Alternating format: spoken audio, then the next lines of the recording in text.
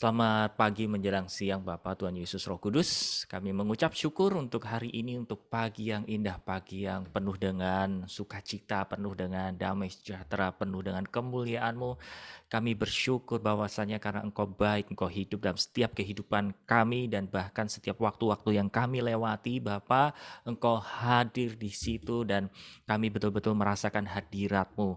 Bapa, tambah-tambahkan segala pengertian, wahyu, hikmat yang berasal daripadamu, supaya kami dapat betul-betul memahami pribadimu, memahami isi hatimu, mengenai kehadiranmu di muka bumi ini, dan terutama dalam setiap kehidupan kami, setiap musim hidup kami, Engkau ada di sana.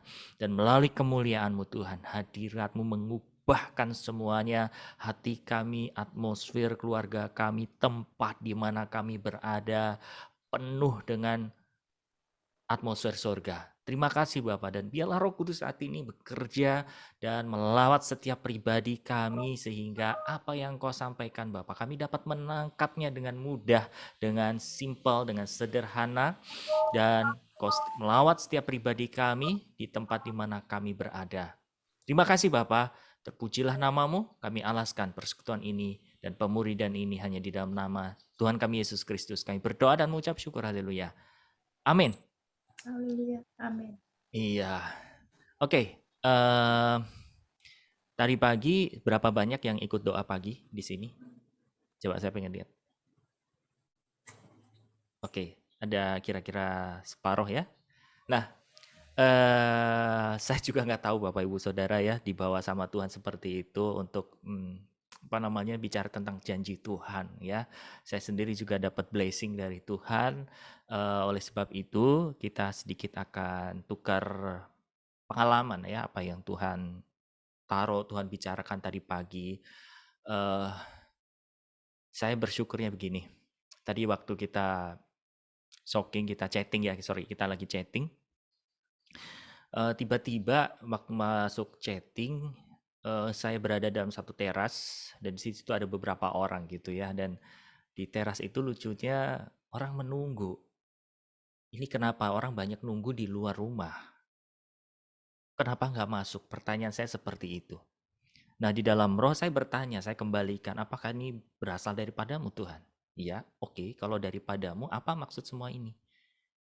Kemudian Tuhan jelaskan bahwa banyak orang Kristen, mungkin termasuk saya, saudara ya, eh, ketika mendapat janji Tuhan itu ada yang sifatnya general, ada yang sifatnya umum, bahwa kita dapat kehidupan yang kekal, kita akan memerintah bersama-sama dengan Kristus dalam kerajaannya 1000 tahun, dan dalam langit baru, bumi baru, saudara ya, itu sifatnya umum.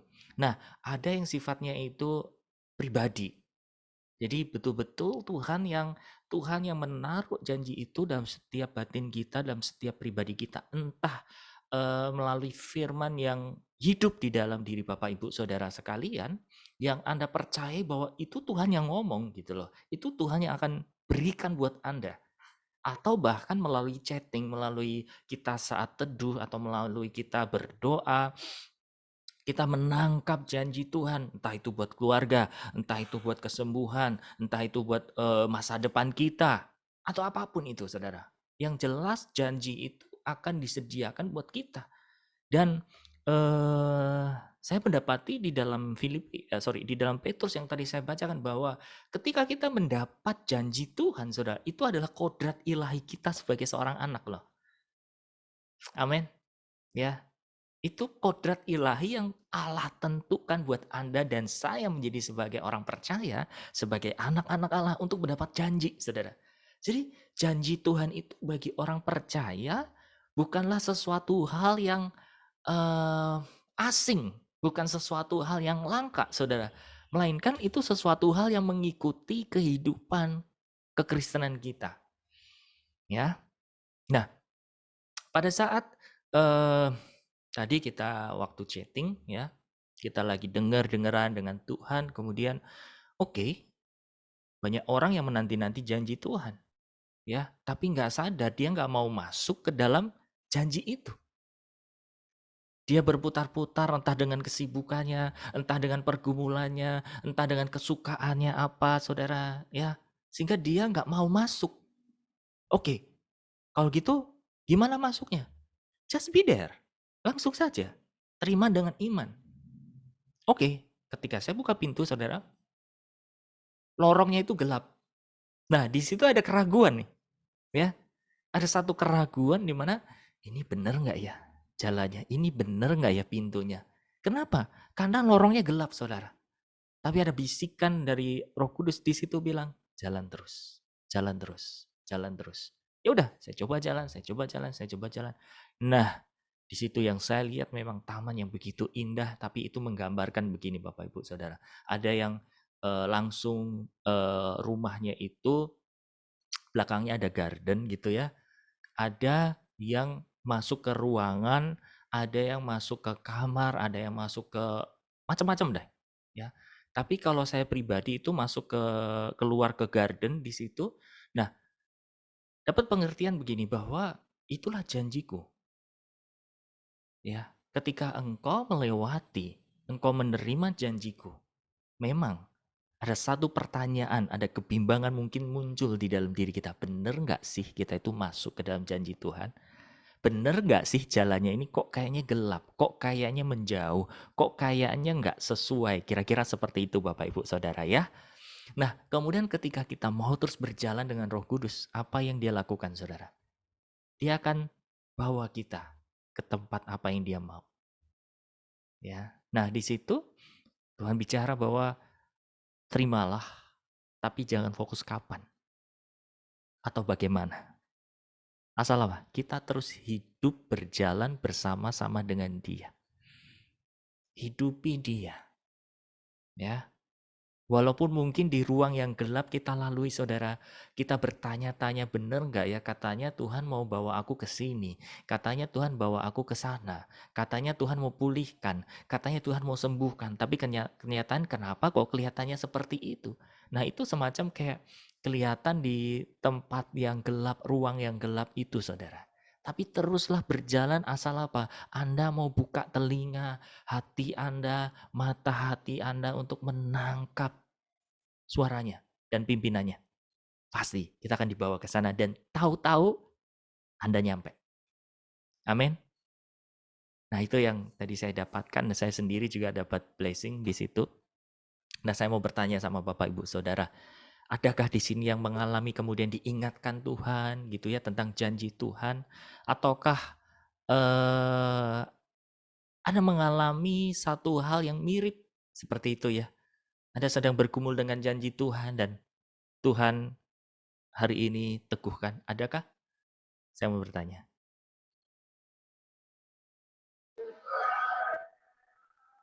Pak Among, buka mic. Ya,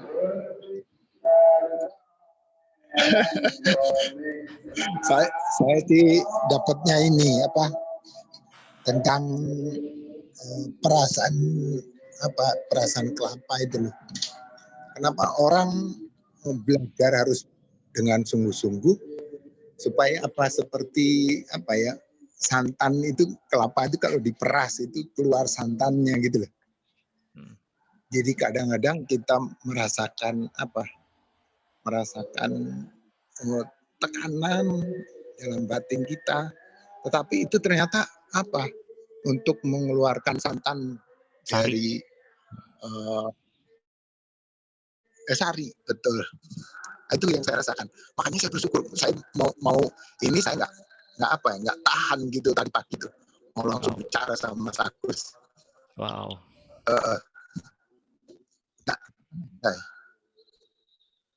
Jadi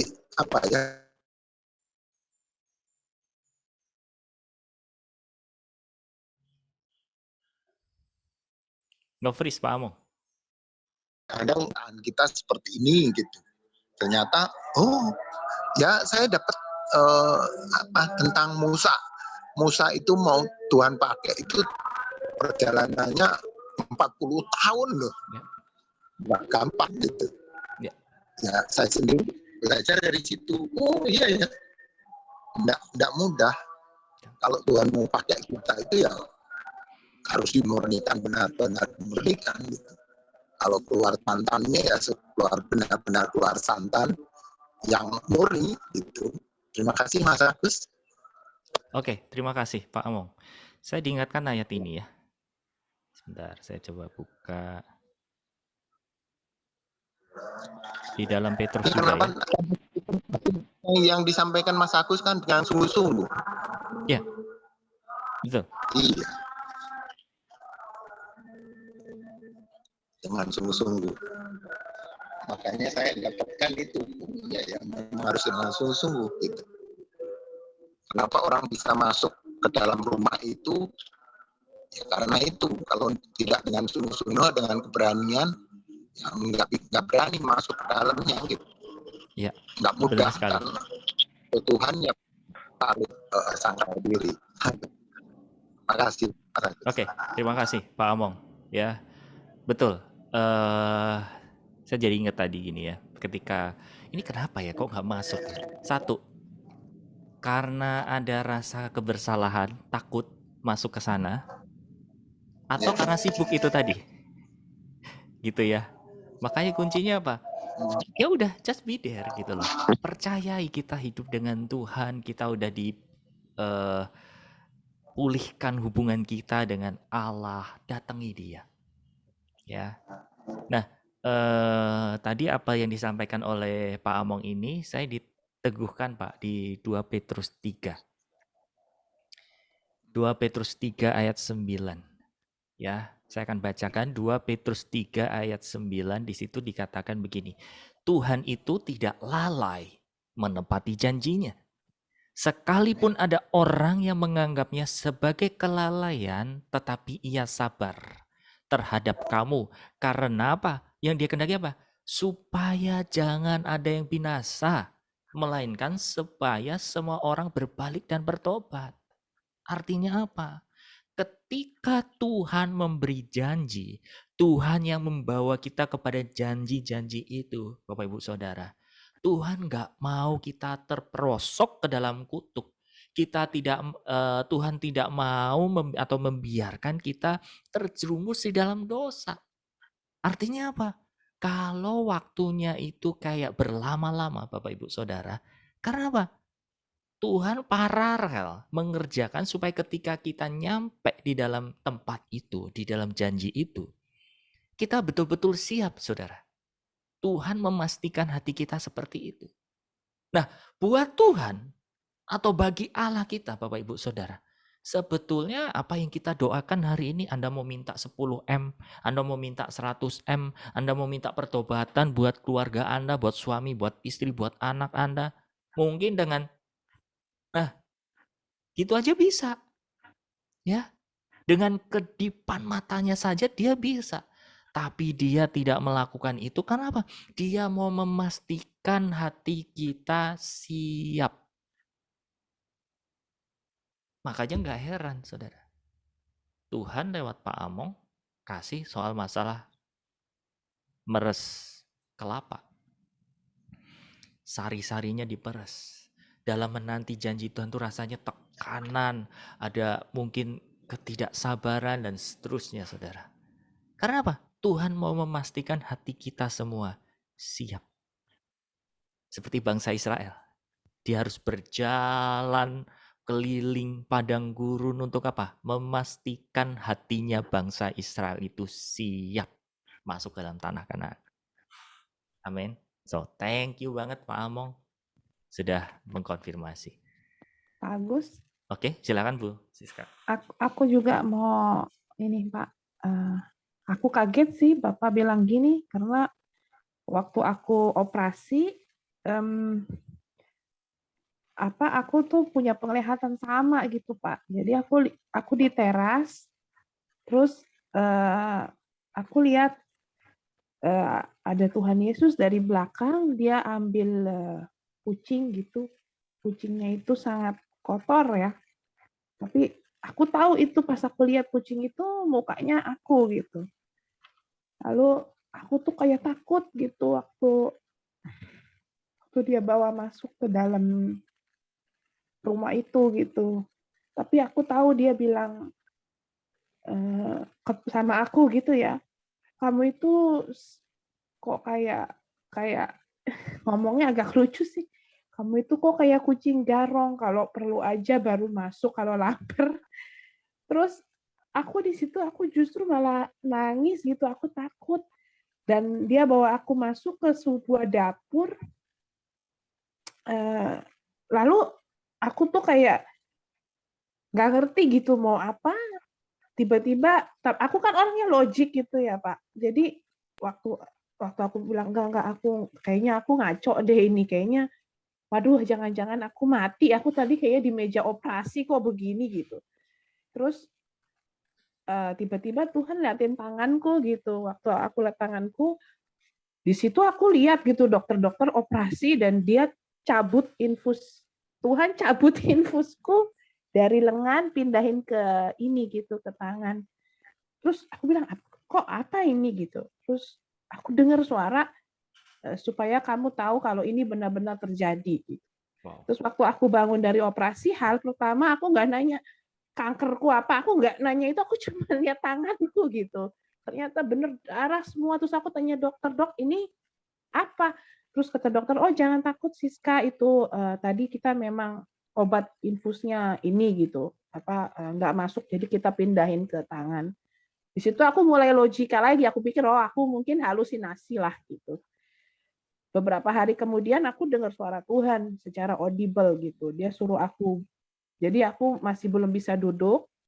Itu waktu itu aku cancer ya, jadi cancer payudara, dua-duanya diangkat, aku nggak boleh duduk, nggak boleh berdiri, kalau setelah itu harus dipastikan tidur.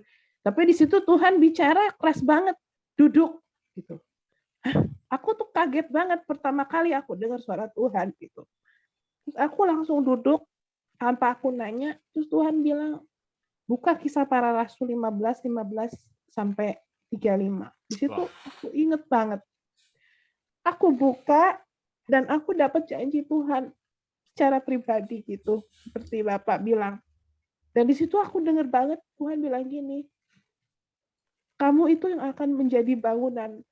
Aku yang merombak, aku yang menaruh kamu dengan batu yang dengan tanganku.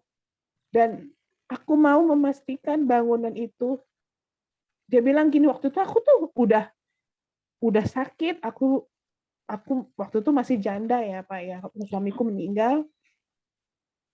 Dan pemerintah waktu itu, yang beberapa orang tahu di sini, pemerintah juga karena suamiku meninggalnya kan accident hospital ya.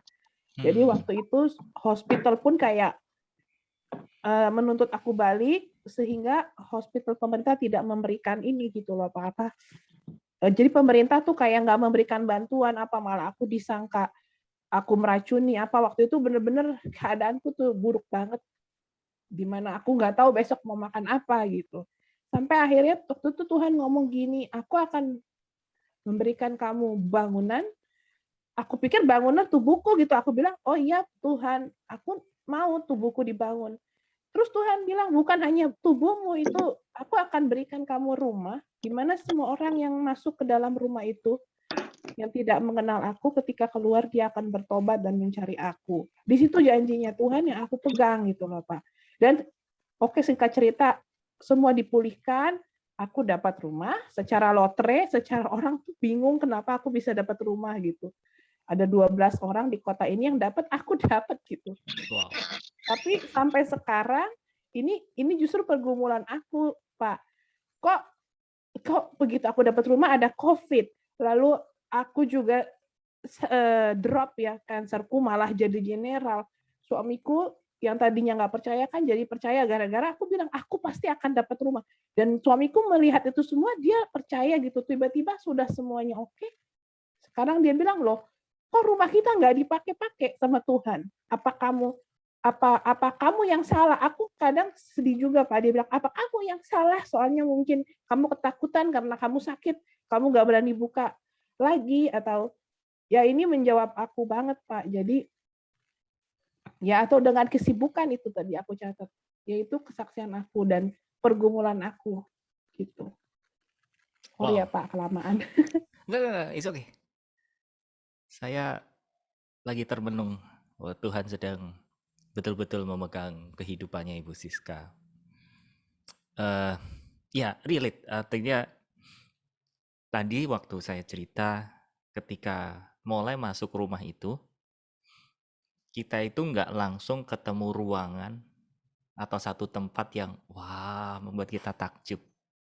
Tapi sebaliknya, begitu masuk kok gelap. Nah, setiap kita, saya sendiri juga tadi diingatkan, iya ya. Ketika kita dapat janji, ketika kita mendapat, pasti kita itu penuh dengan sukacita, betul tidak ya? Kita percaya bahwa yes, amin, aku percaya Tuhan, penuh dengan semangat, saudara. Tapi saat kita melewati hari-hari kita, mulai kelihatannya kayak bener nggak ya yang saya dapat? Jangan-jangan saya salah nih, bener nggak ya, gitu kan? Bener nggak? Hampir setiap kita mengalami hal yang serupa. Itu yang Bu Siska juga alami toh. Ini bener nggak ya? Tapi percaya dengan iman. Ketika kita mau berjalan dengan Dia, pasti di waktunya yang sempurna, Dia akan merealisasikannya. Karena apa? Ketika kita belum ada di janji itu, karena Tuhan mau memastikan hati kita. Amin. Tuhan mau dealing dengan setiap pribadi kita supaya ketika kita nyampe di sana, Bapak Ibu Saudara, kita nggak jatuh tergeletak, kita tidak kita tidak berdosa. Seperti tadi dikatakan di dalam 2 Petrus 3 bahwa jelas mengatakan, tetapi ia sabar terhadap kamu karena ia menghendaki supaya jangan ada yang binasa. Amin. Jadi ketika janji itu kelihatannya lama atau bahkan kelihatannya tidak kunjung nyampe, saudara, Tuhan mau memastikan supaya kita tidak binasa. Amin. Binasa ini bicara apa, saudara? Bicara nggak masuk dalam kekekalan, gitu loh. Tuhan nggak mau seperti kita jatuh kayak Daud, saudara, di mana saat dia sudah menang dalam peperangannya, kemudian dia jalan-jalan di soto, dia jatuh. Nah biasanya, saudara, daging kita lemah di situ. Ketika kita mulai hidupnya nyaman, gangguannya banyak. Itu yang kemudian menyibukkan kita untuk tidak melanjutkan masuk ke dalam janji itu. So hari ini saya mau berdoa buat Ibu Siska, saya ajak semua Bapak Ibu Saudara untuk meneguhkan ya supaya Tuhan yang membawa sendiri, Tuhan yang menunjukkan kebesarannya terhadap Ibu Siska. Mari saya mau ajak berdoa Bapak Ibu Saudara sekalian. Bapak, saat ini kami sepakat, kami berdoa untuk anak-Mu terkasih, bahwa Engkau Allah yang hidup, Tuhan yang hidup buat anak-Mu terkasih, Bapak, yaitu Ibu Siska. Apa yang beliau alami, apa yang beliau lalui, kami percaya Bapak, itu semua pengalaman yang indah bersama-sama denganmu. So, saat ini, mari Roh Kudus, Engkau yang jamah, Engkau yang lawat di dalam nama Tuhan Yesus. Yes, mengalir kasih-Mu Bapa, dan Engkau yang menetapkan janji-Mu kembali. Engkau yang membawa anak-Mu ini untuk benar-benar memasuki apa yang sudah Engkau janjikan buat anak-Mu Ibu Siska. Buat kesembuhannya, buat keluarga, buat tempat tinggal semuanya Tuhan. Dan ketika beliau fokusnya hanya mencintai-Mu ya Bapa, tahu-tahu nyampe, tahu-tahu tiba, dan nama-Mu dipermuliakan. Terima kasih untuk kesehatannya, terima kasih untuk hatinya, terima kasih kami percaya meteraikan bahwa kesembuhan itu sudah terjadi dan Engkau tidak pernah menarik kembali kesembuhan itu yang sudah terjadi. Di dalam nama Tuhan Yesus, biarlah termeterai ini semua di alam roh dan di alam materi terjadi. Dalam nama Yesus, kami berdoa dan mengucap syukur, haleluya. Amin. Oke. Semangat Ibu Siska. Terus. Jesus loves you, Ibu Siska. Yes. Semangat. Betul. Semangat ya, Bu Siska. Oke. Ada lagi? Satu lagi mungkin? Saya ya, Pak. Oh, silakan Bu Kona. Sebentar, saya mau buka video kok nggak bisa, Pak. Maaf ya. Nggak bisa buka videonya, Pak. Nggak Oh, bisa, apa-apa. bisa. Nggak apa-apa, Bu. Terima kasih dengan waktu yang diberikan, Pak Agus. Saya ingin saya pernah cerita ke Pak Agus ya, bahwa saya ingin melayani, tapi terutama melayani keluarga saya dulu. Kalau keluarga saya, tidak saya layani dengan baik, sampai terima Tuhan sebagai juru selamat, maka pelayanan saya sia-sia. Saya baca di itu ya, di Kisah Para Rasul 17 ya, dari 16 ayat 16 sampai 34 ya. Waktu Paulus masuk ke Athena itu ya, dia merasakan sedih karena banyak patung-patung berhala, banyak apa yang tidak baik dilakukan mereka itu. Tapi Paulus mengambil sikap tetap sabar, tetap punya niat untuk membawa mereka untuk percaya kepada Tuhan, bahwa Tuhan itu adalah juru selamat kita semua. Tapi malah ada yang mengejek semua kan. Akhirnya pada pada ayat yang ke-33 itu si Paulus tuh meninggalkan mereka. Saya percaya itu saat Paulus meninggalkan mereka itu bukan Paulus tidak peduli lagi dengan mereka, tapi tetap bawa dalam doa, karena masih banyak tugas kan yang harus Paulus lakukan kan. Paulus sudah lakukan semaksimal mungkin untuk menyadarkan mereka tentang Allah yang mereka sembah. Umpama sekarang seperti keluarga saya ya Pak, antara 10 kakak beradik semua ya, ipar semua, memang kebanyakan sudah terima Tuhan sebagai juru selamat. Tapi mereka percayanya, ya namanya kita kan tidak bisa memaksa kepercayaan orang ya Pak ya, harus seperti saya gitu ya. Percayanya ya dibaptis, ya Tuhan itu ada. Tapi kadang-kadang dalam sikap ya, gimana ya, bukan mereka jahat, bukan. Mereka lebih percaya tentang kemampuan, kehebatan mereka. Kurang merasakan kehebatan Tuhan gitu, maksud saya gitu. Cuma ada satu koko saya yang masih agama Buddha. Saya selalu ngomong, tapi kami tidak bertengkar, tetapi dia lebih percaya tentang Buddha dia. Dalam hati saya berkata, Tuhan berarti saya masih gagal ya. Masih belum bisa memberitakan Injilmu dengan benar. Makanya keluarga saya masih ada yang belum bisa terima Engkau sebagai juru selamat. Jadi sekarang saya ambil sikap diam juga. Bukan berarti saya nggak peduli dengan mereka, bukan. Saya bawa dalam doa ya, supaya mereka benar-benar bisa merasakan bahwa Tuhan adalah segala-galanya dalam hidup mereka, seperti saya dan Willy menganggap bahwa Tuhan adalah segala-galanya bagi kami. Karena saya apapun ya Sam, selama saya masih kecil, yang pernah saya cerita ke Pak Agus bahwa saya adalah jual kue asongan sejak 5 tahun. Sampai saya menikah, suami meninggal, sampai saya janda 27 Agustus ini 23 tahun janda. Saya hanya mengandalkan Tuhan Pak Agus. Iman saya, saya percaya itu iman. Benar-benar saya lakukan apapun percaya iman. Saya kalau didik Willy pun dalam keadaan kayaknya anak saya nggak susah dididik. Tapi kayaknya nggak single parent ya. Kayaknya kadang-kadang saya memerlukan seorang sosok suami. Tapi saya tidak mau mencari suami di luar untuk menjadikan suami saya, biarpun bisa saya dapatkan, tapi saya nggak mau. Saya lebih baik saya menjadi single parent buat anak saya, tapi ganda. Jadi ayah ibunya. Kadang saya berbicara kepada Tuhan, Tuhan anak saya begini-begini. Saya tuh selalu mengandalkan Tuhan untuk mendidik anak saya jauh lebih baik dari saya. Sungguh puji Tuhan. Ada janji Tuhan yang dia lakukan untuk saya.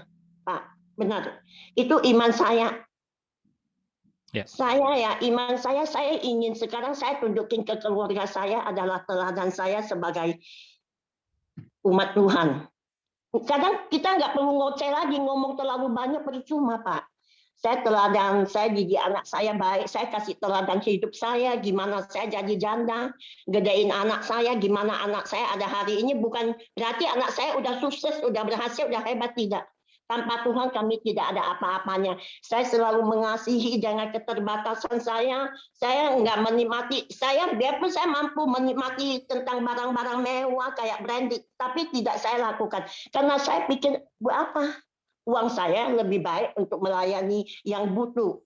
Saya tiap bulan, saya mikirkan, makanya Pak Agus bilang, kenapa tempoh hari saya bisa memikirkan tentang kita memerlukan hadirat Allah, itu di pikiran saya, yang saya pikir itu cuma teman ini yang harus dibantu, family itu yang harus dibantu, itu memang pikiran saya, Pak. Jadi saya nggak fokus pada Allah itu. Ya. Itu saya tahu, Pak. Saya cuma kasih tahu Pak Agus, makanya saya seperti Paulus yang di Kisah Para Rasul 17 ayat 33, saya meninggalkan mereka bukan berarti saya diam ya Pak Agus. Ya. Saya menabur, saya percaya semua itu akan Tuhan yang lakukan itu. Betul. Gitu aja Pak. Oke. Ya oke Pak, terima kasih. Terima kasih Bu Kona. Ya, jadi betul untuk kita mencapai satu janji Tuhan itu bukan dengan kekuatan kita, bukan dengan cara kita. Ya. Nanti seperti Sarai, ya, ketika dia dapat janji soal keturunan, dia coba dengan caranya, dia coba dengan usahanya. Mungkin cara Tuhan mengenapi janjinya melalui ini kali ya, Mbak. Janji Tuhan jangan dicocokologi, ya. Dan semua pencapaian itu adalah anugerah Tuhan, bukan usaha kita. Gitu loh. Jadi bagian kita nempel aja terus sama Tuhan, berada terus dalam hadirat Tuhan. Ya. Baik. Kita akan masuk ke materi kita hari ini, Bapak Ibu Saudara. Mungkin kalau ada yang mau berbagi atau mau tanya silakan nanti di akhir. Tapi pembahasan kita di hari ini bicara tentang hadirat Tuhan sebetulnya nyambung dengan apa yang kita bahas. Ya, bahwa setiap pribadi kita, setiap orang percaya itu butuh yang namanya kehadiran Tuhan. Apa sih hadirat Tuhan? Hadirat Tuhan itu bicara tentang kemuliaan. Ya, hadirat Tuhan itu berarti bicara tentang apa? Ya Tuhan hadir. Kata hadirat Tuhan karena apa? Tuhan hadir. Makanya di zaman perjanjian lama Bapak Ibu Saudara, bangsa Israel dia kemana-mana sampai bawa-bawa tabut perjanjian. Karena apa? Itu adalah satu legalitas bahwa Tuhan ada. Tuhan hadir buat bangsa Israel. Ketika bangsa Israel berperang, tabut itu dibawa kemana-mana. Supaya apa? Tuhan hadir di sana. So, kebenarannya adalah Bapak Ibu Saudara bahwa kita semua itu butuh hadirat Allah. Amin. Dan hadirat Allah itu bisa nggak untuk kita paksakan turun? Sebetulnya nggak perlu kita paksakan. Ya, asal kita satu frekuensi, kita mengikuti arahan dan pimpinannya dia, pasti kita langsung just be there di sana. Kita langsung dibawa ke dalam hadirat itu, saudara.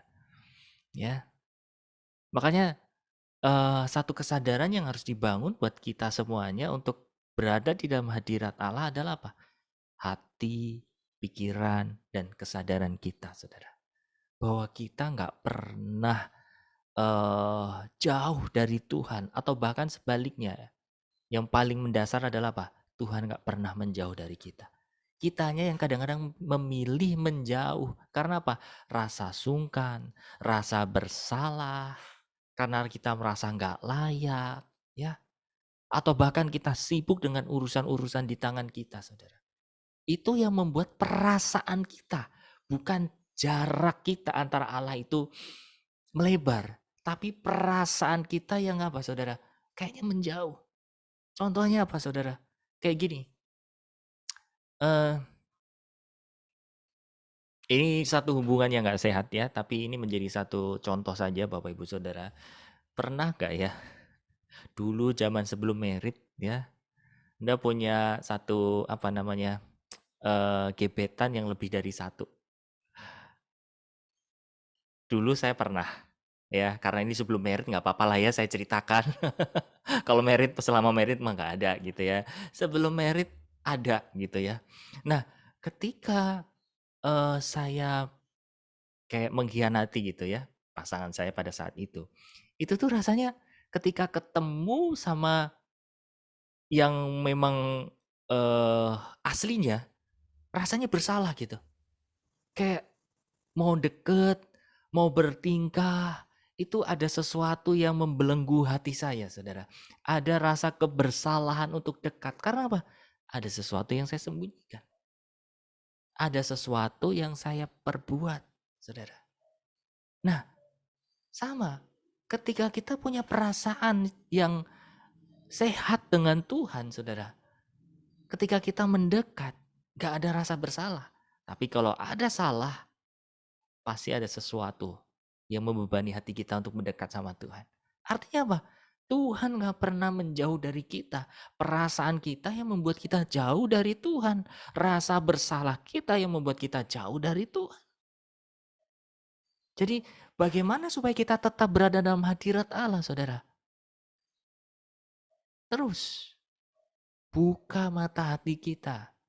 Buka telinga roh kita untuk menangkap, untuk selalu berada di dalam frekuensinya Tuhan, saudara. Mikirin Tuhan. Saya ingat pemuridan saya terakhir, kira-kira 2 minggu lalu ya. Bukti daripada kita mengasihi itu apa sih? Mikirin. Betul nggak ya? Kalau Anda lagi fokus sama seseorang, pasti Anda mikirin, oke, nanti suami saya pulang masakin apa ya? Atau sebaliknya, ini kayak Pak Andas lagi on duty keluar ya, ingat istrinya, oh iya, istri saya, anak cucu saya makan apa ya? Pasti mampir dulu nak, beliin apa gitu. Kenapa? Mikirin saudara, karena mengasihi.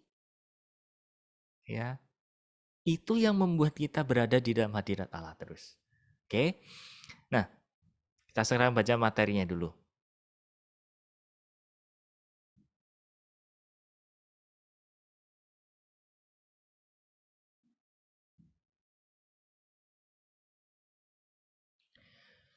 Hidup di hadapan Allah. Allah tak menghendaki kematian orang fasik, tetapi Ia ingin semua orang bertobat lalu hidup di hadapan hadiratnya. Hidup di belakang Allah berarti tidak mengakui Allah atau tidak diakui oleh Allah. Ini adalah istilah dalam Alkitab. Hidup di hadapan Allah berarti mengakui Dia dan mendengar kehendaknya dan melayani kehendak Dia. Ya, kita baca ayatnya, saudara. Yeskiel 18 ayat 23. Di situ dikatakan, apakah aku berkenan kepada kematian orang fasik? Demikianlah firman Tuhan Allah, bukankah kepada pertobatannya supaya ia hidup? Kemudian Yeremia 32 ayat 33, mereka membelakangi aku dan tidak menghadap kepadaku, dan sekalipun aku mengejar mereka terus-menerus, tiada mereka mau mendengarkan atau menerima penghajaran. Yeremia 32 ayat 40, aku akan mengikat perjanjian kekal dengan mereka, bahwa aku tidak akan membelakangi mereka, melainkan akan berbuat baik kepada mereka. Aku akan menaruh takut kepadaku ke dalam hati mereka, supaya mereka jangan menjauh daripadaku. Kejadian 24 ayat 40, tetapi katanya kepadaku, Tuhan, yang di hadapannya aku hidup, aku mengutus malaikatnya menyertai engkau dan akan membuat perjalananmu berhasil, sehingga engkau akan mengambil bagi anakku seorang istri dari kaumku dan dari rumah ayahku. 2 Raja-Raja 5 ayat 16, tetapi Elisa menjawab, demi Tuhan yang hidup, yang di hadapannya aku menjadi pelayan, sesungguhnya aku tidak akan menerima apa-apa. Dan walaupun Naaman mendesaknya supaya menerima sesuatu, ia tetap menolak. Hosea 6 ayat 2, ia akan menghidupkan kita sesudah 2 hari, pada hari yang ketiga ia akan membangkitkan kita, dan kita akan hidup di hadapannya. 1 Raja-Raja 2 ayat 1, ketika saat kematian Daud mendekat, ia berpesan kepada Salomo anaknya, aku ini akan menempuh jalan segala yang fana, Maka kuatkanlah hatimu dan berlakulah seperti laki-laki. Lakukanlah kewajibanmu dengan setia terhadap Tuhan Allahmu, dengan hidup menurut jalan yang ditunjukkannya, dan dengan tetap mengikuti segala ketetapan, perintah, peraturan, dan ketentuannya, seperti yang tertulis dalam hukum Musa, supaya engkau beruntung dalam segala yang kau lakukan, dalam segala yang kau tuju, dan supaya Tuhan menepati janji yang diucapkannya tentang aku, yakni jika anak-anakmu laki-laki tetap hidup di hadapanku dan dengan setia, dengan segenap hati dan dengan segenap jiwa, maka keturunanmu takkan terputus dari tahta kerajaan Israel. Jadi beberapa ayat yang kita baca baru saja ini Bapak Ibu Saudara, dikatakan di dalam bahasa Alkitab bahwa orang yang tidak mengikuti jalan Tuhan, dia membelakangi Tuhan. Tapi orang yang hidup di dalam Tuhan, dia hidup di hadapan Tuhan. Ini memberikan satu arti Bapak Ibu Saudara, bahwa ketika kita datang dengan hati yang betul-betul berani dan percaya, maka tidak ada ketertuduhan, ada hati yang percaya. Untuk apa Saudara? Hidup di hadapan Allah, berhadap-hadap muka dengan Allah. Tapi sebaliknya, kalau ada sesuatu yang terjadi yang belum kita selesaikan dengan Tuhan, Saudara, pasti kita hidupnya membelakangi Tuhan. Kita tidak jujur. Kita tidak berani untuk membukanya, Saudara. Ya. Makanya setiap manusia yang berbuat salah, ada satu ketakutan besar untuk mengungkapkan kejujuran. Betul tidak? Untuk mengakui itu ada satu hambatan, Saudara.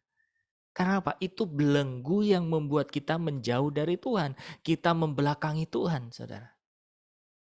Tapi kalau kita terbiasa jujur di hadapan Tuhan, Saudara, apapun keadaan kita transparan di hadapan Tuhan. Ya. Nah, tadi dikatakan, dengan orang yang hidup di hadapan Tuhan itu adalah orang yang hidup dengan segenap hatinya, dengan segenap jiwa, dan setia. Itu kata kuncinya. Setia, segenap hati, dan segenap jiwa. Itu yang menandakan bahwa kita hidup di hadapan Allah. Ketika kita mau hidup di hadapan Allah, apa yang terjadi? Firman Tuhan tadi mengatakan, maka keturunanmu, atau dengan kata ini kan janjinya Tuhan kepada siapa? Kepada Daud dan keturunannya, saudara. Takkan terputus dari tahta kerajaan Israel. Ya. Nah, ini bicara tentang janji tadi, saudara. Ketika Anda bertanya-tanya tentang janji Tuhan, ini sebenarnya terjadi atau tidak sih? Hiduplah dalam hadirat Tuhan. Hiduplah muka dengan muka, bertatap muka dengan Tuhan, saudara. Mulai beranilah, mulai selesaikanlah hal-hal urusan di belakang kita, saudara. Kita berdamai dengan itu semuanya, kita dealing dengan Tuhan, saudara. Kalau ada kelemahan-kelemahan, kalau ada insecurity di dalam hidup kita, saudara, mari kita selesaikan. Ya. Kalau kita belum berdamai dengan beberapa orang sekeliling kita, saudara, mari kita berdamai dulu dengan Tuhan. Kita berdamai dengan diri sendiri dulu. Supaya apa, saudara? Kita punya keberanian. Kita bisa berdamai dengan orang-orang sekeliling kita, saudara. Saya percaya, setiap pribadi kita kalau kita sudah berdamai dengan Tuhan, Anda tidak akan punya masalah dengan diri Anda dengan orang lain. Amin. Karena tidak ada lagi sesuatu hal yang patut untuk ditakuti lagi kalau kita datang minta ampun, minta maaf lebih dulu. Ya. Tapi kalau kitanya masih bergumul di dalam hati kita, kita bergumul dengan diri kita bergumul dengan Tuhan, saudara. Susah untuk mengasihi orang-orang sekeliling kita. Amin. Kenapa? Karena rasa insecurity itu akan membuat kita akan, aduh, nanti kalau saya datang duluan minta maaf, harga diri saya di mana? Kalau saya datang duluan minta maaf, wah berarti bener dong saya yang salah. Ya. Wah kalau saya jujur, nanti orang itu pasti akan menjauh dari saya. Sehingga apa saudara? Kita selalu menutupi hidup kita dengan kepalsuan. Ya, atau dengan kata lain apa? Hidup membelakangi Tuhan, saudara. Amin. Firman Tuhan mengatakan. Oke, saya cari sebentar.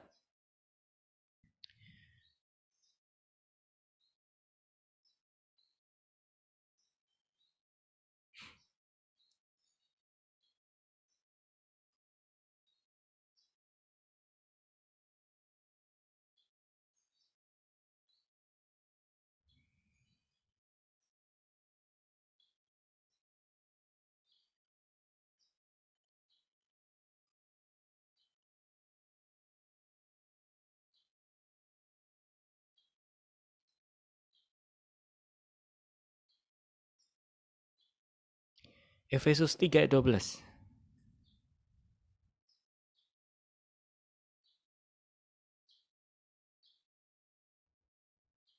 Oke, salah satu mungkin bisa tolong dibacakan. Efesus 3 ayat 12.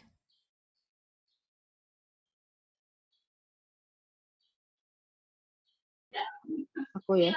Ya. Tetapi dasar hukum Taurat bukanlah iman, melainkan siapa yang melakukannya akan hidup karenanya. Amin. Kemudian satu lagi, Ibrani pasal 4 ayat 16.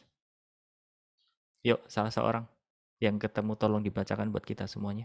Ibrani pasal 4 ayat 16. Ibrani 4 ayat 16. Sebab itu marilah kita dengan penuh keberanian menghampiri tahta kasih karunia, supaya kita menerima rahmat dan menemukan kasih karunia untuk mendapat pertolongan kita pada waktunya. Amin. Amin. Kemudian 1 Yohanes 3 ayat 21.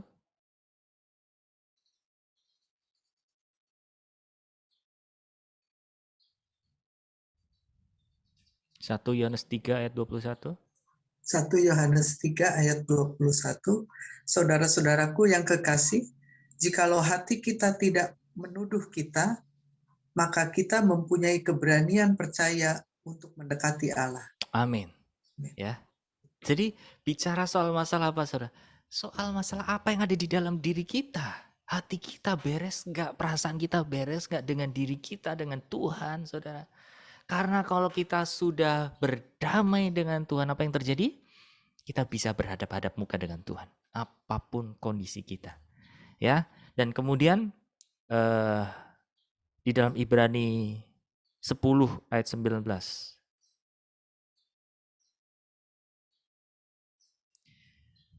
Ibrani pasal 10 ayat 19 sampai 21 sampai 22. Oke, salah seorang. Ibrani pasal 10 ayat 19 sampai 22. Ya, Mas. Oke, silakan. Ibrani 10 ayat 19 sampai 22. Ketekunan perikopnya. Jadi saudara-saudara, oleh darah Yesus Kristus kita sekarang penuh keberanian dapat masuk ke dalam tempat kudus. Karena Ia telah membuka jalan yang baru dan yang hidup bagi kita melalui tabir, yaitu dirinya sendiri. Dan kita punya seorang imam besar sebagai kepala rumah Allah. Karena itu, marilah kita menghadap Allah dengan hati yang tulus ikhlas dan keyakinan iman yang teguh, oleh karena hati kita telah dibersihkan dari hati nurani yang jahat dan tubuh kita telah dibasuh dengan air yang murni. Amin. Terima Sampai ayat kasih. 22. Ya, terima kasih. Amin. Jadi ini kuncinya Bapak Ibu Saudara. Ya, kalau tadi dikatakan kalau hati nurani kita tidak menuduh, maka kita punya keberanian untuk menghadap Allah. Di dalam Ibrani pasal 10 ini dikatakan apa, Saudara? Oleh darah Yesus, kita sekarang penuh keberanian dapat masuk ke dalam tempat kudus. Jadi kita nggak perlu takut untuk menghadap Allah. Karena apa? Karena ada darah Yesus, Saudara. Darah Yesus yang menghapus segala kesalahan kita, menghapus dosa-dosa kita. Sehingga Allah itu kalau ketemu dengan kita, dia nggak memandang kitanya, tapi memandang apa? Memandang darah anaknya itu. Amin. Jadi tidak ada alasan lagi, ya, buat kita berlama-lama berdamai dengan Tuhan, berdamai dengan diri sendiri, berdamai dengan orang-orang di sekeliling kita. Ya, karena itu kunci, Saudara. Kekristenan kita dimulai dari dalam ini, Saudara. Kalau kita belum bisa menerima kita, sebagaimana adanya, dulu yang seperti apa. Aduh.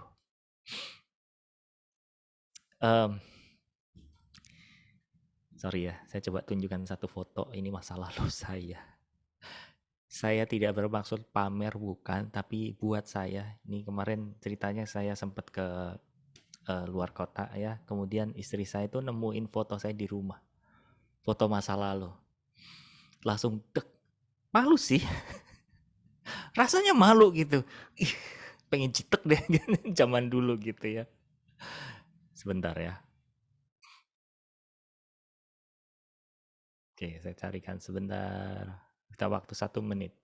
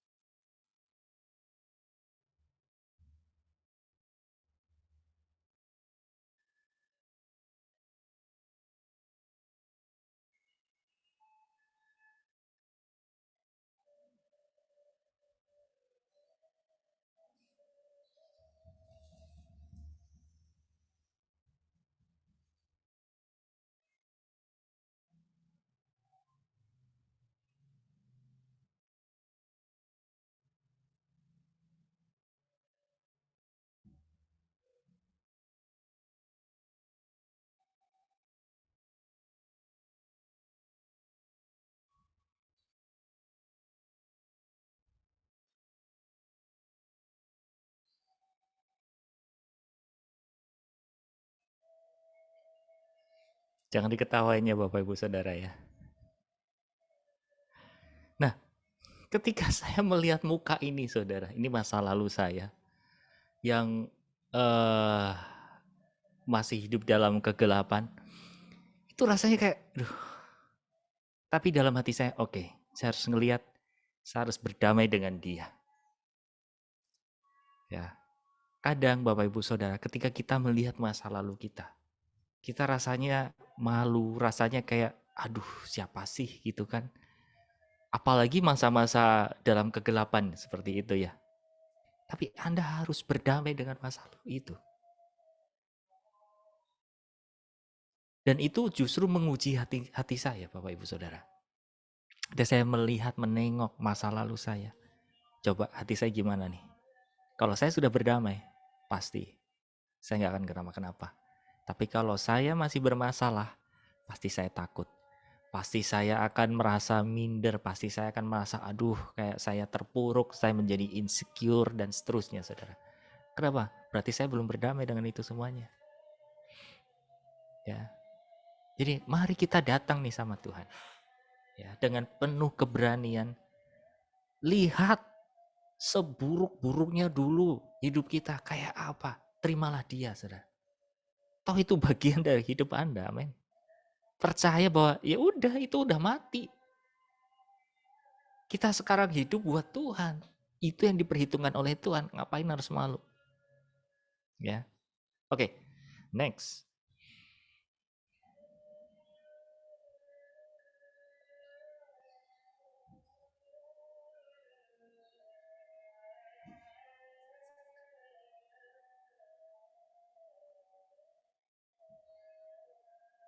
Datang mendekat ya. Kini saatnya memberitahu engkau kemuliaanku yang menyertai tiap orang yang mengikuti instruksiku. Ada kemuliaan yang terus bertambah kuberi kepada mereka. Semakin dekat hubungan mereka dengan aku, semakin besar kemuliaan kuberikan kepada mereka. Mereka yang boleh tinggal dekat denganku akan mewarisi kemuliaanku daripada mereka yang hanya sekali datang ke hadiranku. Engkau mengerti bahwa kehadiratku diakibatkan karena kedekatan hubungan denganku, anakku. Hanya mereka yang tinggal di dalam hadiratku terus-menerus yang akan mewarisi kehadiranku di dalam diri mereka. Jadi, seperti tadi saya katakan di awal Bapak Ibu Saudara bahwa kita bicara hadirat Tuhan, bicara hadirat Allah, bicara tentang kemuliaan. Apa yang dialami oleh Musa dengan Tuhan, Saudara? Pada saat dia betul-betul dekat dengan Tuhan. Kemuliaan Allah turun buat Musa. Sehingga setiap kali Musa turun dari gunung, dia bertemu, dia berdoa, dia sahabat dengan Tuhan, Saudara. sampai wajahnya, wow, terang. Ya, kenapa? Ada transfer kemuliaan. Nah, inilah yang menjadi indikator kalau hidup Bapak Ibu Saudara hidup dekat dengan hadirat Allah. Yaitu apa? Adanya kemuliaan Allah di dalam hidup Anda. Pertanyaannya, kemuliaan Allah bisa dilihat nggak? Halo, kemuliaan Allah bisa dilihat nggak?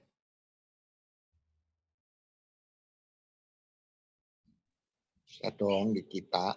Bisa. Kemudian Caranya gimana Pak Among? di kita. Oke, melalui apa? Bisa, Mas. Bisa. Melalui apa, Sob? Melalui perkataan, melalui tindakan kita. Ya. Yang jelek-jeleknya, kalau teman-teman dulu kita pasti tahu yang jelek-jeleknya kita. Nah, begitu ketemu tuh, kok ada yang berbeda gitu. Dia bilang, wah kamu suci ya, atau gimana, atau Pak Pendeta lah gitu. Padahal saya bilang, oh saya tukang cuma jaga rumah doa gitu-gitulah ngomong. Ya. Nah saya cuma copy paste firman aja gitu. Ya, jadi kemuliaan Tuhan itu bisa terlihat nggak? Bisa. Terlihatnya dari mana? Perbuatan kita, karakter kita. Amin. Ya. Jadi tidak bisa kita hanya mengklaim bahwa kita dekat dengan Tuhan, tapi perbuatan kita, perkataan kita, sifat kita tidak mencirikan Tuhan. Orang yang dekat dengan Tuhan pasti akan sama dengan Tuhan. Sifat-sifatnya Tuhan pasti ada di dalam diri kita. Amin. Nah buktinya, saudara, Anda yang sudah menikah, Bapak Ibu Saudara, suami istri, coba temukan sesuatu sifatnya suami atau istri Anda di dalam diri Anda. Pasti ada. Ya kan? Oke, nggak usah gitu. Anda sebagai anak, ya, gimana Pak Among? Wajahnya bisa mirip. Wajahnya pun bisa mirip, betul sekali loh. Ya kan? Anda di sini yang pernah dikatain seperti itu, ih, kok kamu sama suamimu sama istrimu mirip loh. Karena bergaul karib. Kenapa Pak Among? Iya kan dibilangnya gini adiknya ya gitu. Iya. Pak Among pernah ya digituin ya? Iya sering. Wow. Ya, karena kedekatan, saudara, betul sekali. Kedekatan itu yang membuat kayak gini. Kalau saya ngeliat suamimu, saya ngeliat istrimu. Saya ngeliat istrimu, saya ngeliat suamimu. Saya ngeliat anakmu, saya ngeliat bapakmu. Saya ngeliat bapakmu, kok anakmu mirip? Ya iyalah, anak siapa coba? Kalau beda anak siapa gitu kan. Nah sama Bapak Ibu Saudara, kita anak siapa? Anak terang atau anak gelap? Kalau anak terang sudah pasti orang akan melihat. Amin. Ya. Baik, kita baca ayatnya terlebih dahulu.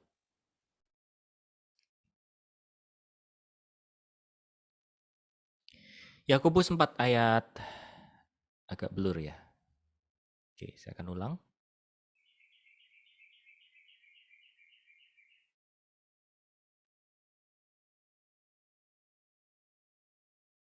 Ya. Yakobus 4 ayat 8. Mendekatlah kepada Allah dan ia akan mendekat kepadamu. Tahirkanlah tanganmu, hai kamu orang-orang berdosa, dan sucikanlah hatimu, hai kamu yang mendua hati. Kemudian Mazmur 73 28 dikatakan, tetapi aku suka dekat pada Allah.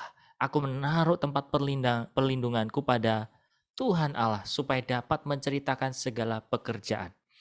Dikatakan dalam bahasa Inggris dikatakan, but it is good for me to draw near to God. I have put my trust in the Lord God that I may declare all your works. Ya, dikatakan apa? To me draw near. Jadi apa? Mendekat, sangat dekat kepada Tuhan. Ya. Kemudian Yeskiel 44 ayat 15 dikatakan, tetapi mengenai imam-imam orang Lewi dari Bani Sadok yang menjalankan tugas-tugas di tempat kudusku waktu orang Israel sesat daripadaku, merekalah yang akan mendekat kepadaku untuk menyelenggarakan kebaktian dan bertugas di hadapanku untuk mempersembahkan kepadaku lemak dan darah. Demikianlah firman Tuhan Allah. Yeremia 30 ayat 21 dikatakan, orang yang memerintah atas mereka akan tampil dari antara mereka sendiri, dan orang yang berkuasa atas mereka akan bangkit dari tengah-tengah mereka. Aku akan membuat dia maju dan mendekat kepadaku, sebab siapakah yang berani mempertaruhkan nyawanya untuk mendekat kepadaku? Demikianlah firman Tuhan. Jadi jalan untuk mendekat kepada Tuhan apa, saudara? Tadi Ibrani 10 katakan, darah Yesus. Ya. Jadi kita mulai tahu fungsi darah Yesus itu adalah untuk apa, Bapak Ibu Saudara? Memperdamaikan hubungan kita dengan Allah. Darah Yesus itu untuk menghapus dosa kita. Darah Yesus berfungsi juga untuk apa, saudara? Membasuh hati nurani kita. Itu fungsi darah Yesus. Jadi kita bisa berdoa ya. Kalau kita berdoa, sebetulnya nggak perlu sampai tutup bungkus dengan darah Yesus. Cukup dengan apa? Dengan kuasa Tuhan. Darah itu tujuannya untuk apa? Menghapus dosa. Darah Yesus itu untuk apa? Memperdamaikan kita dengan Allah. Darah Yesus itu juga fungsinya untuk apa? Untuk mentahirkan, mengkuduskan hati nurani kita, batin kita. Kenapa hati kita perlu dikuduskan? Karena hati kita kan licik, saudara. Banyak hal yang kita perbuat di dalam hati kita. Nah, melalui darah Tuhan Yesus, hati kita dikuduskan. Jadi ini tips buat Bapak Ibu Saudara ya, untuk mungkin yang rindu pengen berada dalam hadirat Tuhan, pengen merasakan, pengen ngobrol, chatting dengan Tuhan, menangkap isi hati Tuhan. Kalau hati Anda berat, Anda cukup doa begini. Tuhan, saat ini aku berdiri di hadapan-Mu. Melalui darah Tuhan Yesus, hati nuraniku dibasuh dan aku mau dengar Engkau bicara. Ya, saya percaya mulai kesininya Bapak Ibu Saudara doanya kan udah nggak muluk-muluk lagi ya.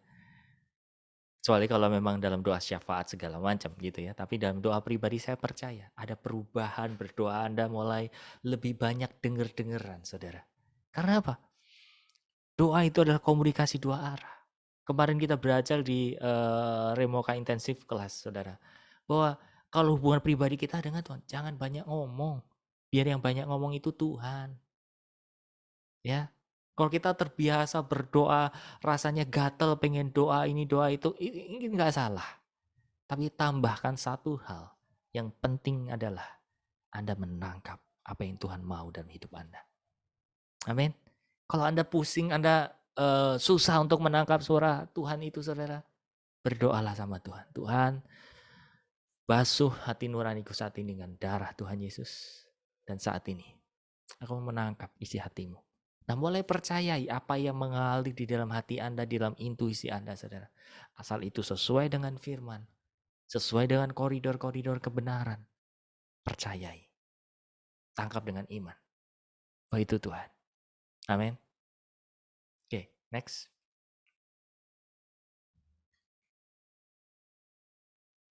Hamba yang karib.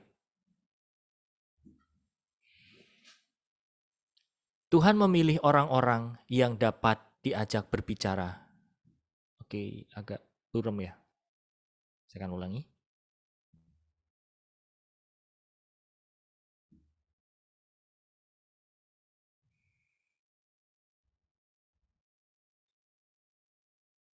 Oke. Tuhan memilih orang-orang yang dapat diajak berbicara dengan leluasa untuk mendekat kepadanya dan menjadi wakilnya atau representatif dengan kuasa penuh. Ia memilih beberapa orang saja di atas muka bumi ini untuk bergaul karib dengan dia. Kedekatan dengan dia menuntut ketertiban yang tinggi tentunya. Konsekuensinya kedekatan ini nampak dengan matinya Nadab dan Abihu yang terbakar di bait suci karena lalai dengan membawa api asing masuk ke bait suci.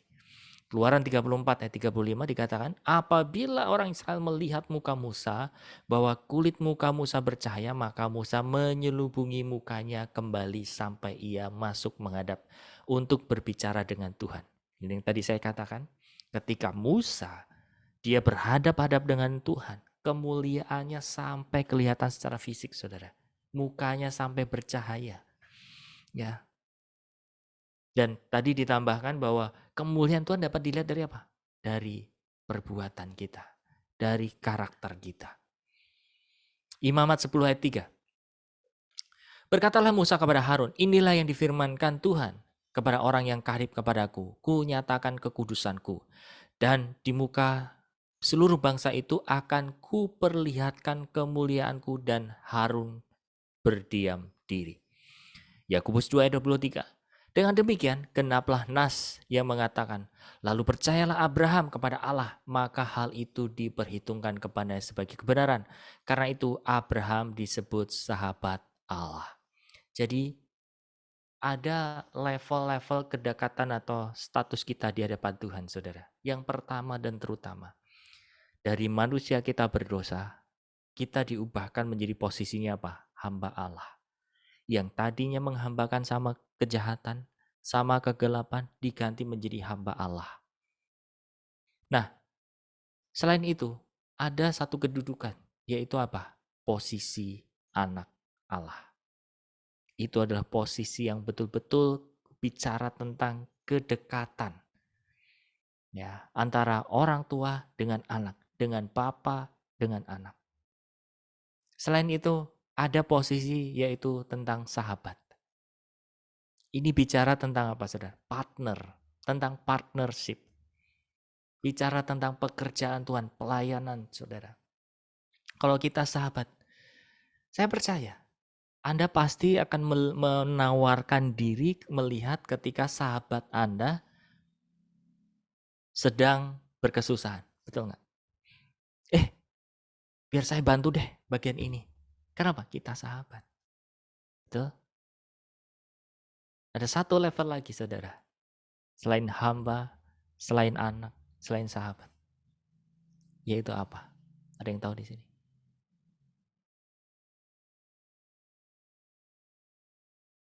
Ayo. Mempelai. Nah, betul sekali. Mempelai. Wow. Ini udah bicara betul-betul kedekatan, keintiman yang benar-benar nyatu dengan Tuhan, saudara. Ya. Jadi kita harus bisa memposisikan diri bahwa Anda dan saya itu udah semua statusnya hamba Allah. Karena apa? Menghambakan diri kepada Allah. Dan statusnya apa? Adalah anak Allah. Kalau hari ini kita menyadari bahwa kita sudah ditebus. Nah, untuk menjadi sahabat, untuk menjadi mempelai, itu harus ada satu persekutuan yang hidup dengan dia. Ya. Jadi kalau posisi hamba, posisi anak itu dikasih cuma-cuma, saudara. Ketika Anda percaya Yesus sebagai Tuhan dan Juru Selamat, udah dapat. Tapi bicara sahabat, bicara mempelai, ada satu kedalaman hubungan lagi. Ya dong. Kayak misal hari ini ya, Anda kenal mungkin dengan orang lain atau bahkan kenal saya. Ya kenal gitu ya. Tapi bicara kedekatan satu dengan yang lain, nggak tentu sama. Betul tidak? Kita bisa bonding, kita bisa jalan bareng, kita bisa lengket banget antara satu orang dengan yang lain, saudara. Nggak bisa dipaksakan kan, dan nggak bisa sama rata. Ya, karena apa? Bicara kedekatan. Bicara kedekatan, bicara keterbukaan. Bicara keterbukaan, bicara tentang trust. Bicara tentang kepercayaan. Apakah Tuhan percaya sama Anda? Kalau Tuhan percaya sama Anda sahabat. Kalau Tuhan percaya sama Anda akan dijadikan mempelai. Ya. Oke, next.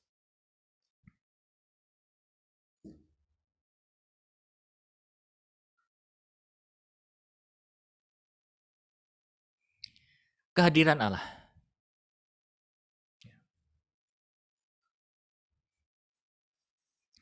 Tak mungkin mengharapkan kehadiranku sembarang saat bila hadiratku belum tinggal di dalam dirimu.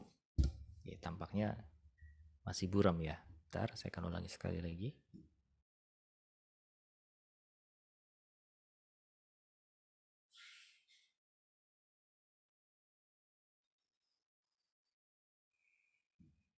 Ya.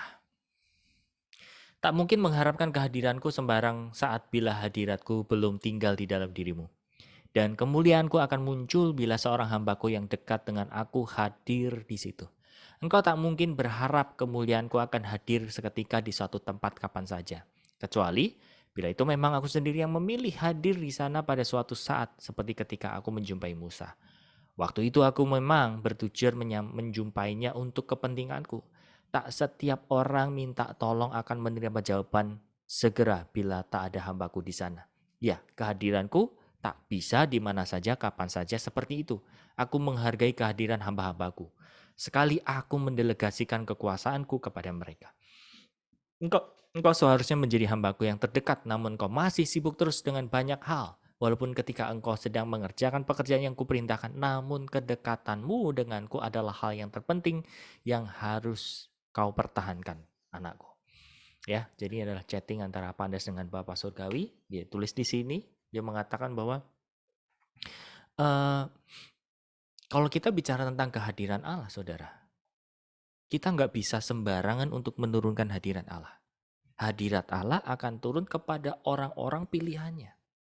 Kepada orang-orang atau hidupnya yang benar-benar mempersembahkan kepada dia. Ya, tapi nyatanya Pak, saya pernah waktu itu masih berdosa, tapi Tuhan bisa audible, Tuhan bisa ngomong kepada saya. Ya kalau itu mau Tuhan, apapun keadaan kita, dia bisa hadir, saudara. Tapi kalau kita membawa hadirat Allah, saudara, hidup kita lihat dulu. Ya, apakah kita betul-betul hidup di dalam kekudusan, hidup di dalam kepercayaan yang Tuhan berikan kepada kita, hidup dengan tulus, ya. Karena orang-orang yang dia percaya itu adalah orang-orang yang membawa hadirat Allah. Kalau Anda bertanya, orang-orang yang dipercaya itu kayak apa? Orang-orang yang memang hidupnya tulus dan membuktikan itu kepada Tuhan tentunya. Ya, nggak perlu kita koar-koar, saudara. Tapi kalau kita hidupnya dengan murni, dengan tulus, kita benar di hadapan Allah dengan sendirinya kok. Amin. Bahkan sampai satu saat, saudara, Anda akan dipakai Tuhan atau bahkan sudah dipakai Tuhan untuk ketemu dengan orang-orang yang sedang butuh Tuhan. Dan tiba-tiba orang itu dilawat. Dan Anda sendiri terbengong-bengong. Hah, kok bisa ya? Ya bisa. Karena yang melakukan bukan kita. Kita kerjanya cuma apa? Membawa hadirat Allah. Amin. Ini yang harus kita pegang Bapak Ibu Saudara. Bahwa segala karunia, segala kuasa yang terjadi itu bukan karena yang kita lakukan. Bagian kita adalah membawa hadirat itu. Amin. Kita yang membawa tabut perjanjian itu kalau kita bicara perjanjian lama. Ya. Kenapa terjadi hal-hal yang kemenangan atas bangsa Israel? Karena ada hadirat Allah. Perhatikan saudara. Orang-orang yang memikul tabut perjanjian bukan sembarangan. Orang-orang yang betul-betul mengkhususkan hidupnya buat Tuhan. Betul? Karena kalau sembarangan, mati. Ya, ingat waktu Yosua melintasi sungai Yordan, ya. Ketika si pembawanya udah mau jatuh, ada yang mau nolong. Malah mati. Ya. Karena apa? Orang itu nggak dikhususkan. Jadi dengan hidup kita tulus, segenap hati, segenap jiwa, menyerahkan hidup kita kepada Tuhan dan menghidupi Dia, Bapak Ibu Saudara. Percayalah. Ada kuasa yang turun, ada hadirat Allah yang turun, ada atmosfer surga yang turun. Dan saya percaya, itu pasti akan mengubahkan tempat di mana Anda berada. Baik di keluarga, di mana saja, saudara. Karena value seseorang, nilai seseorang itu pasti akan kelihatan. Value hidup kita akan terlihat siapa sih yang ada di sekeliling kita. Mereka merasakan dampaknya atau enggak. Ya, kita nggak perlu berusaha, berupaya dengan kekuatan kita supaya menjadi sok baik, menjadi untuk orang yang peduli atau apapun itu, saudara. Tapi kalau dengan hati yang murni, saya percaya, dengan sendirinya kuasa Tuhan turun. Atmosfer surgawi boleh turun di tempat di mana kita berada. Dengan sendirinya. Amin. So, mari datang sama Tuhan, saudara. Mulailah dengan keberanian bahwa darah Yesus itu sudah memperdamaikan kita semuanya. Kalau ada yang belum berdamai dengan dirinya, dengan masa lalunya, atau bahkan dengan sesamanya, datang dulu sama Tuhan. Tuhan, Aku mau datang di hadapanmu. Saya percaya gini Bapak Ibu, ini bicara materi yang sudah lama kita bahas ya, tentang gambar diri, tentang self image ya. Banyak di antara kita yang dibawa oleh pengalaman Roh Kudus untuk ketemu part dalam kehidupan kita, bagian-bagian di dalam hidup kita yang mungkin hancur, mungkin nggak benar segala macam. Tapi Tuhan flashback ke sana supaya apa? Ini loh, aku ada di sana. Aku mengampuni kamu di situ. Ya, itu salah satu basic, saudara. Kalau Anda bisa berdamai dengan masa lalu Anda, hari ini, saya percaya, Anda akan belajar hidup yang murni dan terbuka di hadapan Tuhan. Tapi kalau ada satu hal yang masih Anda simpan, satu hal yang Anda sembunyikan, datanglah sama Tuhan. Dia bukan sosok bapak yang kasar gitu ya. Ketika kita jujur langsung ditampar. Enggak. Tapi dia sosok betul-betul Bapa yang ketika kita mengakui dosa kita, dia malah memeluk kita. Amin. Itu yang pertama. Yang kedua, kalau Anda dalam perjalanan hidup Anda, saudara, hati Anda terasa berat untuk menangkap isi hati Tuhan, berdoalah. Tuhan, aku basuh hati nuraniku dengan darah-Mu, supaya aku dapat mendengar, menangkap isi hati-Mu. Dan mulai dengar, saudara. Ya. Dan izinkan dia yang betul-betul memanifestasi dalam hidup kita. Dengan apa, saudara? Dengan kedekatan, dengan keintiman dengan Tuhan. Supaya kemuliaannya itu turun dalam hidup kita dan menjamah orang-orang sekeliling kita. Sehingga orang akan melihat Tuhan ada di sana. Amin. Saya akan cukupkan sekian untuk hari ini. Supaya tidak terlalu banyak teori. Tapi kiranya tips-tips dan kebenaran firman pada siang hari ini dapat Bapak Ibu Saudara praktekkan dan mulai hidupi ya.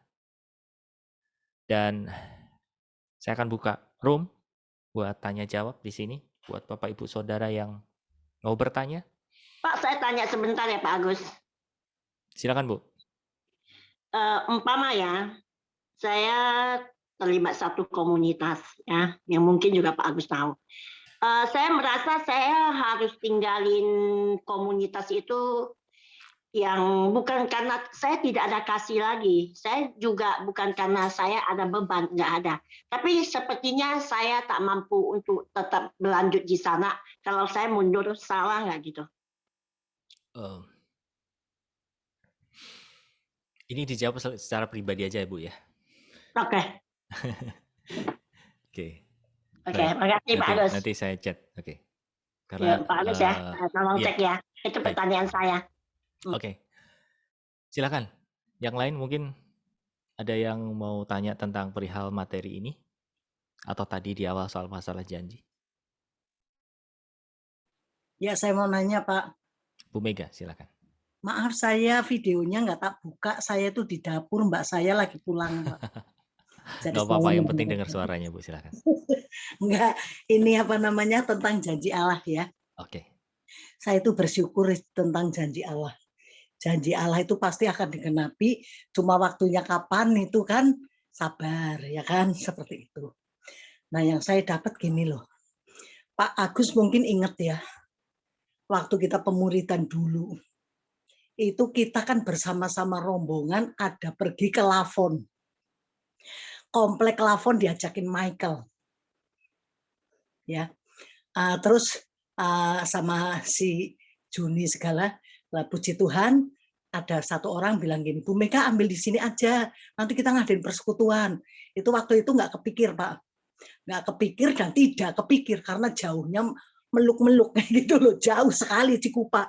Nah tapi pada suatu saat 2 tahun yang lalu saya diizinkan Tuhan ada di daerah sini. Saya juga nggak kepikir kenapa saya ada di sini. Seperti itu ya kan, sampai orang kalau anak saya aja bilang gini, Mi kita nggak nyangka ya kita kok jadi bisa ke Citraraya, bisa ke apa namanya kayak Bumi Indah, keliling, kadang saya keliling gitu ya kan, kok bisa di sini gitu loh Pak. Padahal rumah saya di Cibubur kan kosong gitu kan. Udah kayak gitu puji Tuhan gitu, Terus dari sini itu seperti apa tadi yang Siska bilang ya, kita harus nangkap, kita harus benar-benar merespon, menangkap. Mau Tuhan itu apa? Saya cuma bilang gini, Tuhan aku sekarang ada di sini ya, karena aku percaya ini janjimu. Puji Tuhan, jadikan rumahku menjadi rumah doamu, jadikan rumah yang saya tempatin ini menjadi rumah di mana banyak jiwa dimenangkan. Puji Tuhan, siapapun yang masuk rumah sini, contohnya pembantu-pembantu saya aja, pada mau mengaku Yesus, malah ada yang satu dibaptis, gitu loh. Jadi semuanya kan karena anugerah, dan itu termasuk salah satu janji seperti itu. Nah, itu berapa tahun? Oh, mungkin 2 tahun, 3 tahun yang lalu seperti itu. Tapi itu tetap janji Tuhan itu nggak digenapi. Itu intinya, Pak. Nah, terus akhirnya saya di sini ketemu Ibu Gladys dan keluarganya. Ketemu siapa lagi? Jadilah saya itu di sini bersama orang-orang dari gereja-gereja gitu, dan saya didaulat sebagai pendoa di daerah kompleks ini, seperti itu.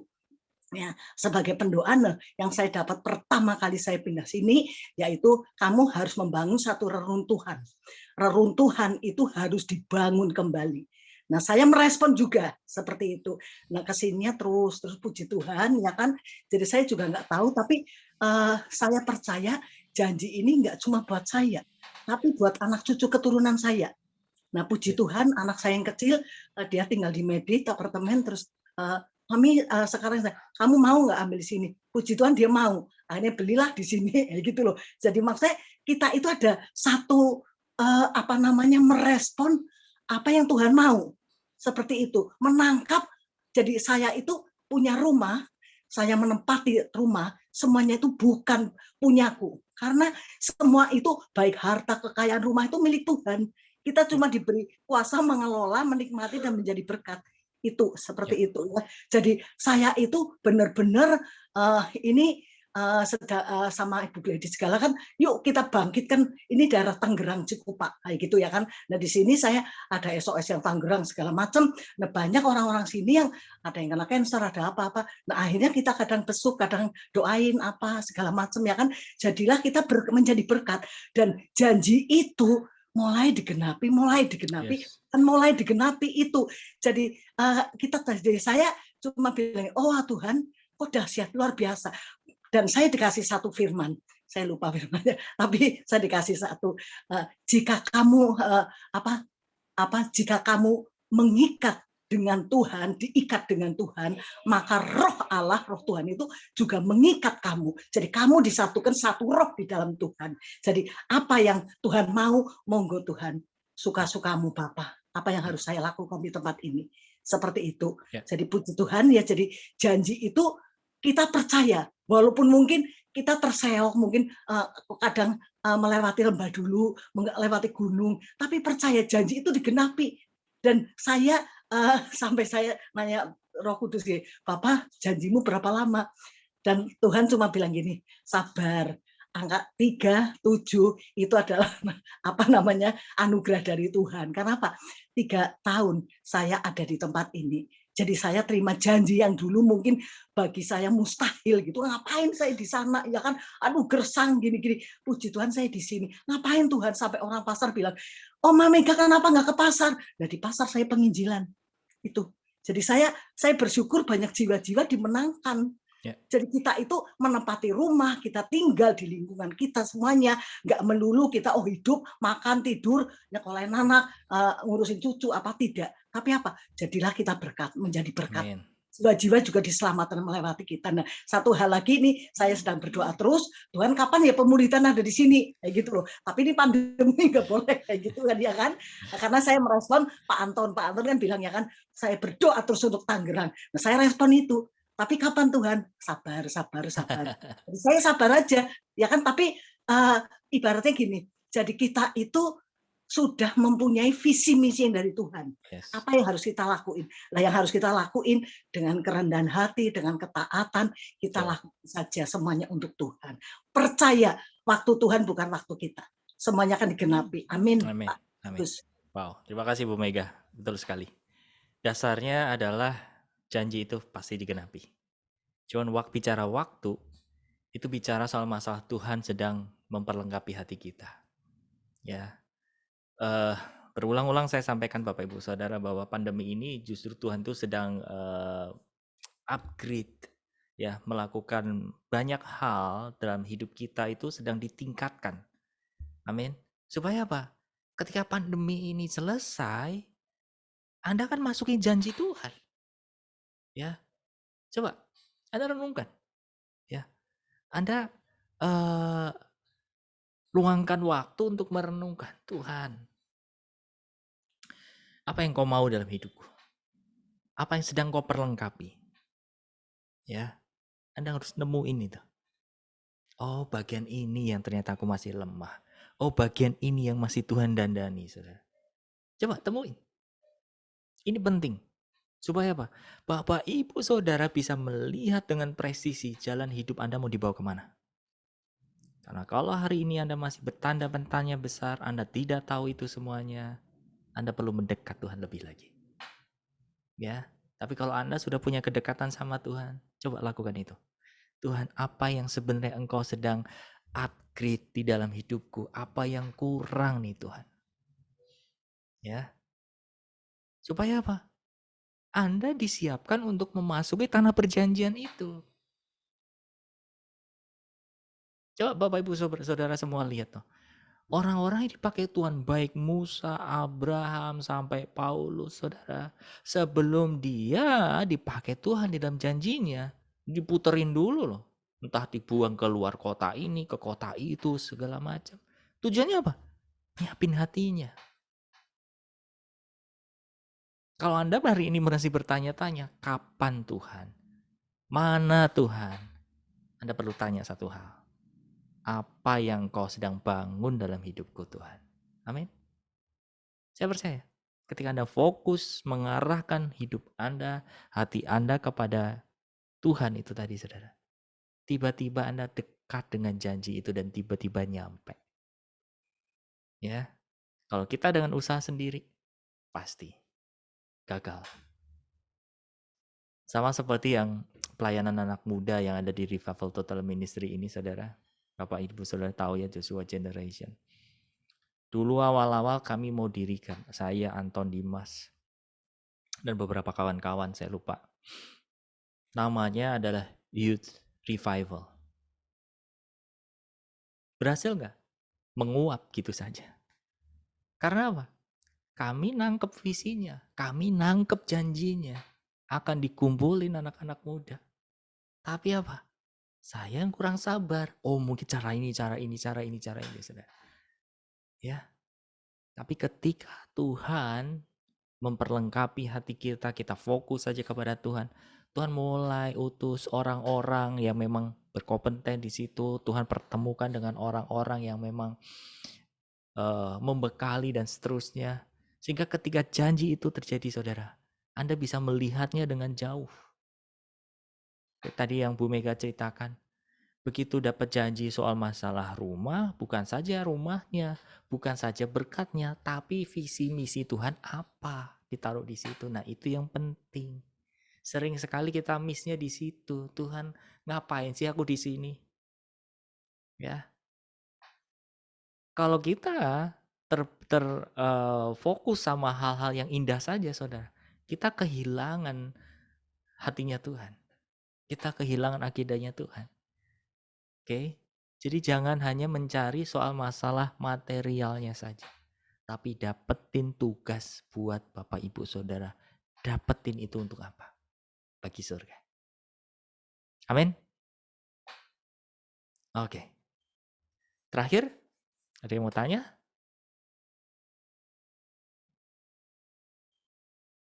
Tidak ada ya? Baik.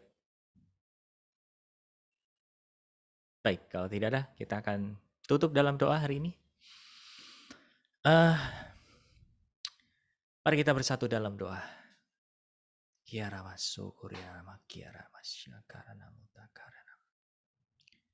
Saya mohon izin buat berdoa buat Bapak Ibu Saudara sekalian.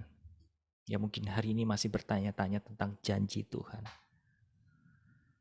Atau bahkan yang sedang menantikan janji itu. Tuhan, hamba saat ini berdoa. Dan setiap mata hati, setiap kehidupan anak-anak Allah ini. Biarlah dengan kuat kuasa-Mu. Kau membuat hati mereka bisa menangkap apa yang Kau mau, Tuhan. Dan hari ini, siang hari ini Tuhan, bicaralah. Engkau taruh kebenaran-Mu, Engkau taruh janji-Mu dalam setiap batin mereka, dan biar itu boleh menjadi jangkar kehidupan mereka. Itu boleh menjadi pengharapannya di dalam Engkau ya Tuhan. Engkau tidak pernah membiarkan kami tergeletak. Engkau tidak pernah membiarkan setiap kami orang percaya ini berada dalam satu keterpurukan yang terus-menerus. Pasti ada satu rencana, dan rencana itu Tuhan hari ini, siang hari ini silahkan Engkau taruh dalam setiap batin anak-anak-Mu ini. Di dalam nama Tuhan Yesus, terimalah janji Tuhan, terimalah isi hati Tuhan. Dan biarlah Roh Kudus yang menolong untuk menangkap isi hati Tuhan ini dalam setiap pribadi Bapak, Ibu, Saudara sekalian. Dan kami juga berdoa Tuhan buat setiap pribadi-pribadi kami yang masih berputar-putar di padang gurun kami, berputar-putar di depan teras. Kami mau fokus, kami mau responi, kami mau masuk. Kalau ada hal-hal yang sedang Engkau bangun dalam hidup kami Tuhan, kami mau buka diri. Silakan Tuhan, Kau perlengkapi kami. Kami mau siap dibentuk, kami mau siap dibangun, kami mau siap diperlengkapi. Supaya setiap janji-Mu itu terjadi dalam hidup kami di waktu-Mu yang sempurna. Terima kasih Bapa, kami mengucap syukur dan terjadilah setiap doa kami, apa yang kami imankan ini terjadi di dalam kehidupan kami masing-masing. Terpujilah Engkau Bapa, dan biarlah berkat kasih karunia-Mu boleh memagari setiap kehidupan anak-anak-Mu ini dalam setiap apa yang mereka kerjakan, apa yang setiap mereka perbuat. Dan persekutuan dengan Roh Kudus boleh kami nikmati setiap saat dan dimanapun kami berada. Terima kasih Bapa, terpujilah nama-Mu. Di dalam nama Tuhan Yesus kami sudah berdoa dan mengucap syukur, dan bersama-sama kita yang percaya katakan amin. Oke, silakan buka videonya Bapak Ibu. Makasih Pak. Sama-sama Bu. Makasih Terima kasih Pak Agus, dan kesaksiannya semuanya luar biasa. Oke, Sun, saya Pak, hitung sampai Sun. 3 ya. Kasih, Kita Pak Agus. foto sebentar. 1, 2. Bentar, saya masih tunggu, ada yang masih proses membuka. Oke, 1, 2, dan 3. Oke, satu layar lagi. 1, 2, dan 3. Oke, God bless semuanya. Tuhan Yesus memberkati ya. Terima kasih, Pak Agus. Sama-sama, bye. God bless you, Siska. Semangat. Bu Eva.